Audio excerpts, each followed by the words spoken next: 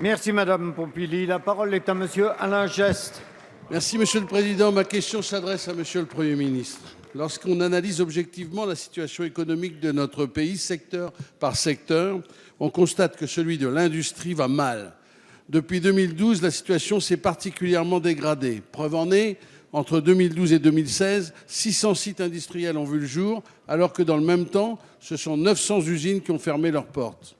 Hormis 2 trimestres très légèrement positifs en 2016, l'érosion est continue depuis l'élection de François Hollande.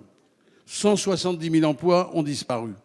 La région des Hauts-de-France a été particulièrement frappée par cette dégradation et une rumeur insistante évoque maintenant la possible fermeture de l'usine Whirlpool d'Amiens, dernière unité de production du groupe américain en France.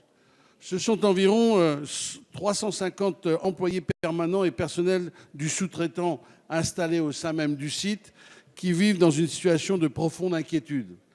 Les signes ne trompent pas depuis le rachat par Whirlpool d'Indesit. Des postes clés en CDI remplacés par des CDD, une érosion régulière du nombre de salariés, la volonté de transférer la production dans des usines de Pologne, une direction qui ne dément pas les rumeurs, la démission récente du directeur et j'en passe. Nous pourrions être dans un cas typique de délocalisation. Ce serait un nouveau drame économique et social pour la Somme et Amiens. Monsieur le Premier ministre, il y a eu Goodyear. Amiens a ensuite payé le prix de votre réforme territoriale, notamment par la perte de son statut de capitale régionale et par la fuite d'emplois publics sans compensation à ce jour. Si la menace se confirme, nous sommes en droit d'attendre de la part de l'État un acte fort. Alors, quelles sont les informations dont vous disposez aujourd'hui et que comptez-vous faire? Merci. La parole est à Monsieur Christophe Sirugue, secrétaire d'État chargé de l'industrie. Merci Monsieur le Président, Mesdames et Messieurs les députés, Monsieur le député Alain Geste. Des interrogations et des inquiétudes pèsent effectivement suite aux annonces qui ont été faites et reprises par la presse de changements à la tête de l'entreprise Whirlpool France et également du site d'Amiens que vous mentionnez. Elle pose bien sûr la question de savoir quelle signification il faut en tirer par rapport à l'implantation même de Whirlpool sur le site d'Amiens.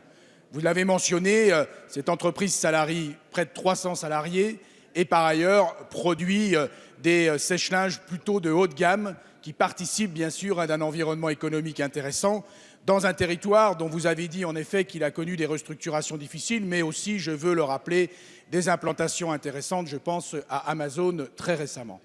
Il n'en demeure pas moins que les éléments dont nous disposons ont amené le gouvernement à se mobiliser de manière très rapide pour interpeller les responsables de Whirlpool. Je les aurai moi-même au téléphone d'ici la fin de la journée pour échanger avec eux sur les intentions qui sont celles du groupe par rapport au site d'Amiens.